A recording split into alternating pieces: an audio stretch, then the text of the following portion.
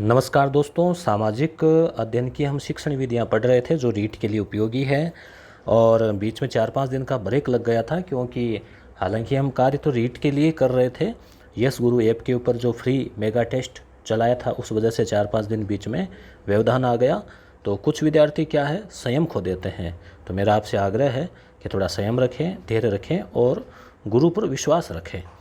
तो ये यूनिट हमने कर ली थी और इसका ये वाला भी कर लिया था। अब आज का टॉपिक है कक्ष की प्रक्रियाएं, क्रियाकलाप एवं विमर्श।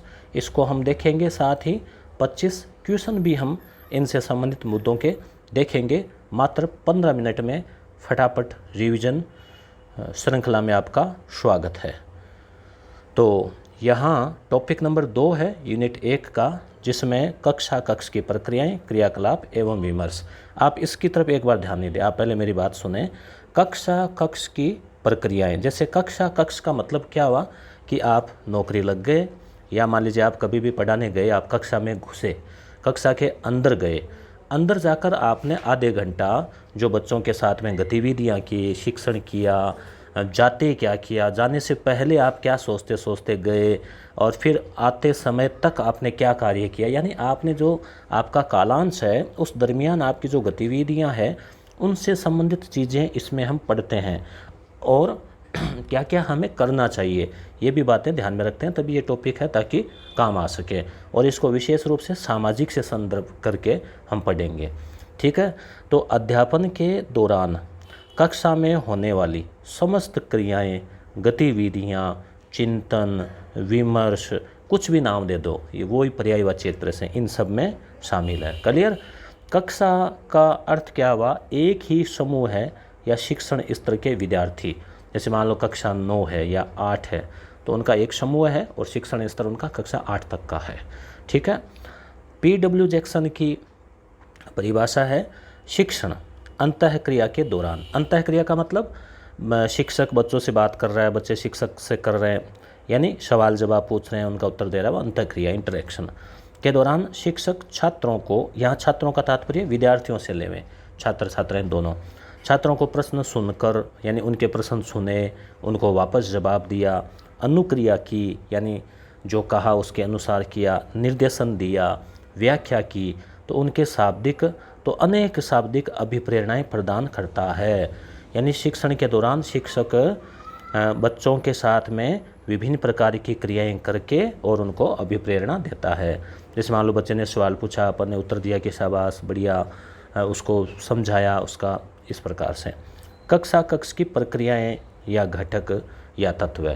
तो कक्ष में आप सोचिए कि जैसे मान लीजिए शिक्षण से पूर्व, यानी हमें कक्षा में जाना है, हमें कल पढ़ाना है, या आप स्कूल गए और आपको आगामी 10 मिनट बाद कक्षा में जाना है, तो आप क्या करेंगे। तो पहले दिन या उसी दिन थोड़ा सा पहले योजना बनाई जाती है, परिकल्पना की जाती है कि आज हम बच्चों को ये पाठ पढ़ाएंगे तो इसमें ये चीज़ काम में ले सकते हैं। तो पहले आप प्लान करके जाएंगे ना तो बहुत फ़ायदा होगा, तो प्लान करके जाना चाहिए। विद्यार्थियों को समझना, अब कक्षा में जाने के बाद में विद्यार्थियों की स्थिति को समझना, कौन कहाँ बैठा है, कहीं ये तो नहीं कि बड़ा लंबी हाइट वाला आगे बैठा है, छोटी हाइट वाला पीछे बैठा है, एक टेबल पे 2 जने बैठे हैं और 1-2 टेबल के ऊपर अकेला बैठा है। तो ये सीटिंग अरेंजमेंट है, कक्षा की स्थिति है, बच्चे कितने हैं, कोई परेशानी तो नहीं है, वो सब समझ के और फिर हम शिक्षण शुरू करते हैं। और विषय ज्ञान, जो सब्जेक्ट हमें पढ़ाना है उसके ऊपर ज्ञान तो है तभी शिक्षक बने हैं, मगर उसको अपडेट करते हुए जाना चाहिए। अब कक्षा में शिक्षण के दौरान आप गए, आपने टीचिंग शुरू की, तो उससे पहले क्या होता है, उद्देश्य निर्धारण, यानी शिक्षण उद्देश्य। ये आप ध्यान रखना, हमेशा ये शब्द काम आएगा, शिक्षण उद्देश्य। यानी हम बच्चों को पढ़ा रहे तो उसका उद्देश्य तो है ही, कि क्या उद्देश्य है कि हम उनको वो टॉपिक कवर करवाएं। केवल टॉपिक ही कवर नहीं करवाना, बल्कि साथ साथ सारे जो आदर्शात्मक चीज़ें ना, आइडियल, जैसे मान लो आदर्श नागरिक बनाना, लोकतांत्रिक भावना का विकास करना, सामाजिकता का विकास करना, सारे जितने भी गुण आ जाए कोई प्रश्न में, वो सब के सब में आप हाँ भर देना, उपयुक्त सभी, ठीक है। शिक्षण विधि का चयन। अब हम ये भी सोचते हैं कि इसको व्याख्यान विधि से पढ़ाएं या प्रश्नोत्तर से पढ़ाएं, कुछ टॉपिक होते हैं उस तरह से।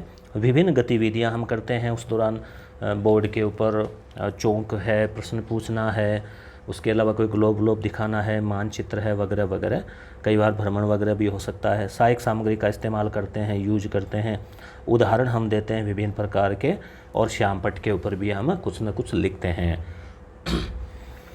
अब है शिक्षण के पश्चात। अब आपने पढ़ा दी क्लास, ये नहीं कि पढ़ाई चौंक रखी सीधे रवाना, नहीं, इसमें होता है कि हम वापस उस टॉपिक को हम दोहरान करते हैं, और फिर चाहे कुछ क्वेश्चन भी पुटअप कर सकते हैं वो प्रतिपुष्टि के लिए, मूल्यांकन के लिए, तो हम उनकी प्रगति या मूल्यांकन पता कर सकते हैं।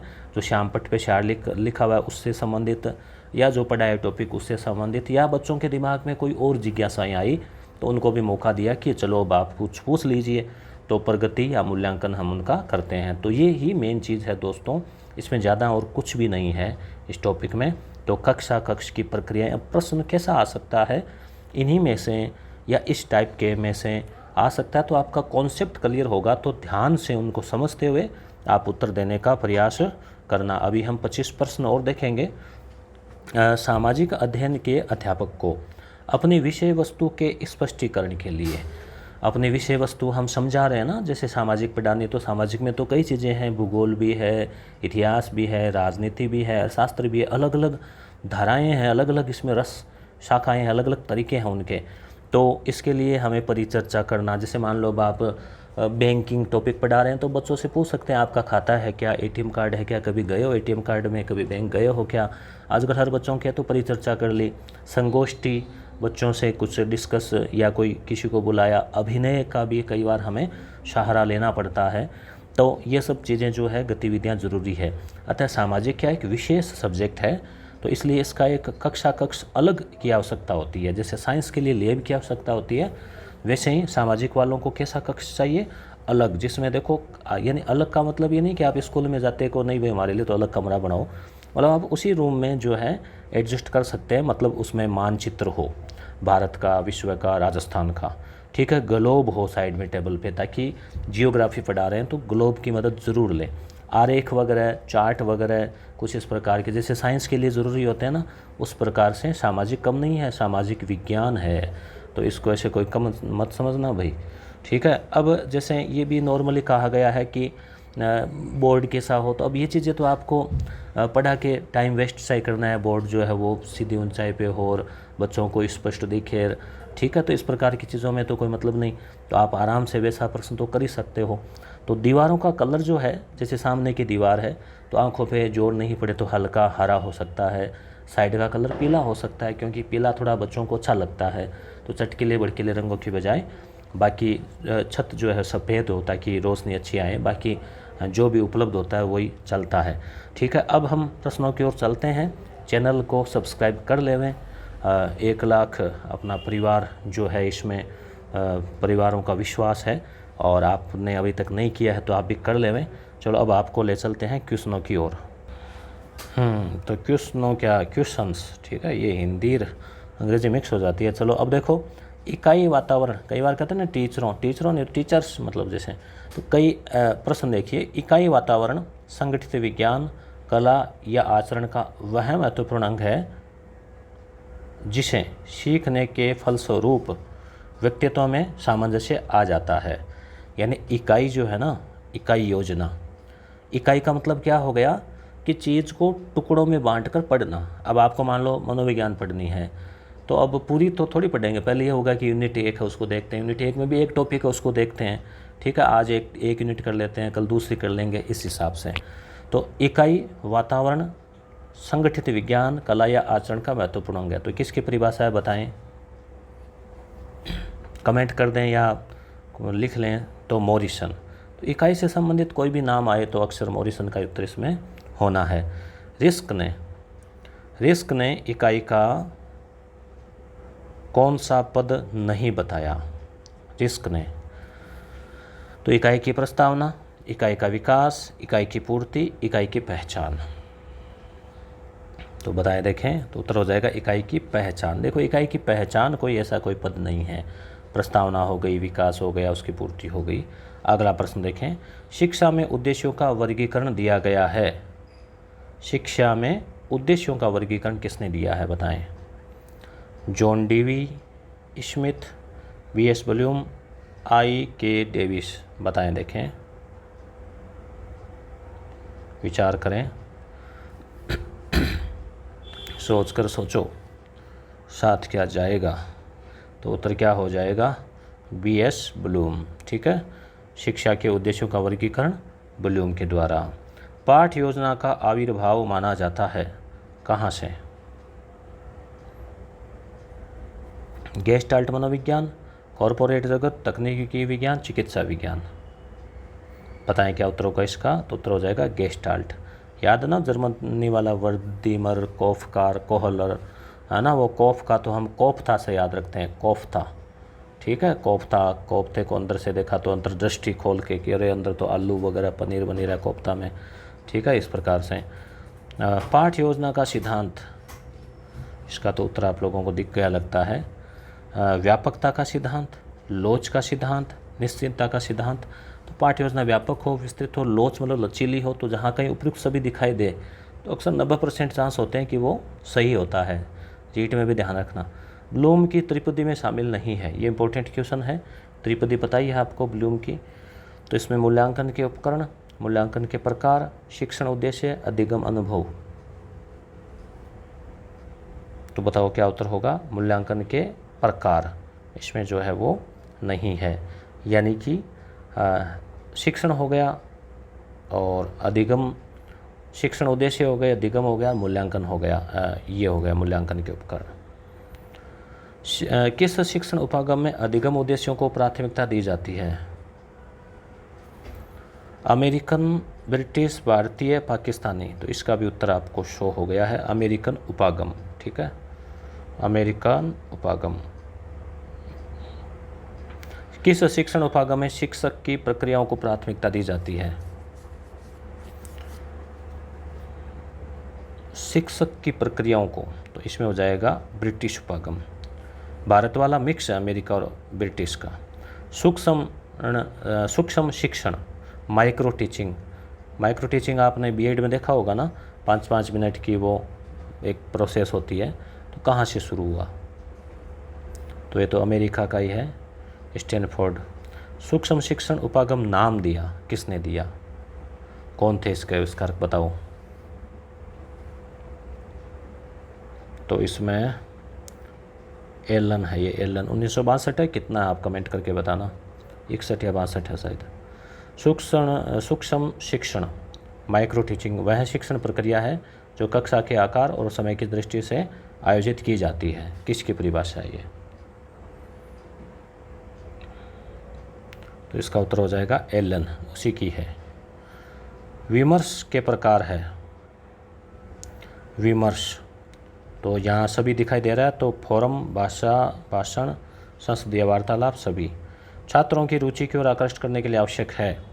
पाठ का सार, पाठ की प्रस्तावना, प्राप्त उद्देश्य, कोई नहीं, बताओ। तो प्रस्तावना। प्रस्तावना से क्या होता है? जैसे किताब में प्रस्तावना होती है ना, कि इस किताब में ये पढ़ने को मिलेगा, तो क्या होता है? प्रस्तावना से आकर्षित होते हैं। इकाई योजना के प्रवर्तक है, इंपॉर्टेंट क्वेश्चन है। तो कौन हो जाएगा? मॉरिसन। शिक्षण प्रक्रिया का अंग नहीं है, शिक्षक, अभिभावक, विद्यार्थी, पाठ्यक्रम। तो अभिभावक का शिक्षण प्रक्रिया में कोई काम थोड़ी है सीधा सीधा स्कूल के अंदर कक्षा में, तो नहीं है। किसी शिक्षक के अवकाश पर रहने पर अन्य विषयाध्यापक के लिए सहायक उपकरण होगा। टेप रिकॉर्डर, रेडियो, पुस्तक, टेलीविज़न। तो सीधी सी बात है, पुस्तक होगी। शिक्षण प्रक्रिया का सर्वाधिक महत्वपूर्ण अंग है, देखिए क्या उत्तर होगा इसका। पाठ्य योजना, स्वास्थ्य परीक्षण, खेलकूद, योगाभ्यास। तो शिक्षण का काम चल रहा है तो पाठ्य योजना हो गया ना। वे अपेक्षित व्यवहारगत परिवर्तन जो एक शिक्षक अपने विद्यार्थियों में देखना चाहता है। शिक्षण उद्देश्य, पाठ्यक्रम, अधिगम प्रक्रिया, मूल्यांकन, बताओ। शिक्षण उद्देश्य यानी व्यवहार में परिवर्तन तो तभी होगा ना जब अधिगम होगा, और शिक्षण उद्देश्यों की पूर्ति तभी मानी जाएगी जब उसने सीखा। पाठ की प्रस्तावना का संबंध होता है, पाठ के प्रस्तावना में पूर्व ज्ञान से, खोजपूर्ण प्रश्नों से, विकासात्मक प्रश्नों से, बोध प्रश्नों से। पाठ की जो प्रस्तावना है वो तो पूर्व ज्ञान से। पूर्व ज्ञान से जोड़ते हुए ऐसे लिखा रहता ना बच्चों, आपने कक्षा 6 में ये पढ़ा था, कक्षा 7 में ये पढ़ेंगे, ऐसे शुरू में लिखा रहता, आपने देखा होगा किताब खोलते पहले पृष्ठ पे। यदि आपकी कक्षा में कोई विद्यार्थी किसी प्रश्न का उत्तर नहीं दे पाए तो आप क्या करेंगे? तो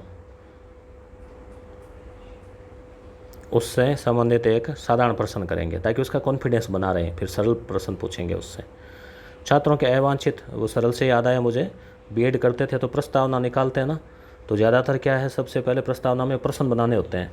तो ज़्यादातर हम जो विद्यार्थी छात्र थे ना सारे, तो वो क्या करते हैं, सबसे पहले प्रश्न से पूछते हैं हम किस देश के निवासी? बच्चे कहते भारत। फिर भारत में आज़ादी किसने दिलाई? गांधी जी। गांधी जी के बारे में क्या जानते हैं बच्चे? मौन। तो सारे टीचर जाते बच्चों हम किस देश के निवासी है? तो एक बच्चे ने कहा सर अब हमें कन्फ्यूज़ होने लग गया है, क्योंकि जो भी आता है यही पूछता है किस देश के निवासी है। तो ऐसी बात है, सरल प्रश्न से। छात्रों के अवांछित आचरण के सुधारित तो निम्न में से कौन सा तरीका सर्वोत्तम होगा? तो क्या तरीका सही होगा? उनके त्रुटियों का बोध कराना। देखो सजा वाला तो आप ध्यान में रखना ही मत, ये तो पूरा गलत होगा। त्रुटियों का बोध कराना, ठीक है, यानी एक आदर्श तरीका, इससे तो आप नॉर्मली कर सकते हैं इनको। कोई विद्यार्थी अपनी व्यक्तिगत समस्या के बारे में चर्चा करने के लिए आपके पास आता है तो आप क्या करेंगे? व्यक्तिगत समस्या लेके आया हो जाता है, देखो आते हैं, मेरे पास भी कई विद्यार्थी आते हैं, तो उनकी समस्या समझने की कोशिश करेंगे और उनकी सहायता करेंगे। ये तो एक तरह से आदर्श उत्तर है, यही करना है, ठीक है। और आप एक नए शिक्षक हैं, रीट क्लियर करके नए लगे, विद्यार्थी आपको सुनना नहीं चाहते, आपकी प्रतिक्रिया क्या होगी? तो कुछ ऐसा करना है जिससे वो ध्यान दे, कुछ नई टेक्नोलॉजी लाओ, कुछ नए तरीका लाओ, इनोवेशन करो। कक्ष में पक्षपात, भेदभाव और पूर्वाग्रहों को किसके द्वारा दूर किया जा सकता है?